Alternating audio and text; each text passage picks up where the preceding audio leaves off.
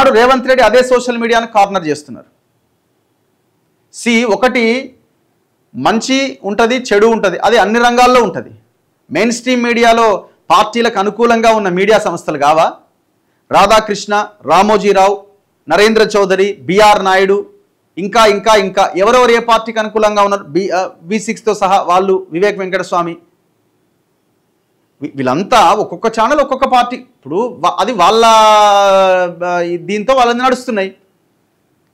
మరి ఇప్పుడు main stream media చాలా గొప్పగా ఉన్నది, సోషల్ మీడియా మాత్రం ఇష్టం వచ్చినట్టు మాట్లాడుతున్నదా?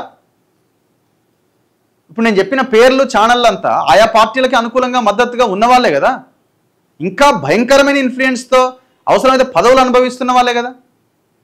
అందులో ఇంకొంతమంది ప్రభుత్వాల చేత లబ్ధి పొందుతున్న వాళ్ళే కదా.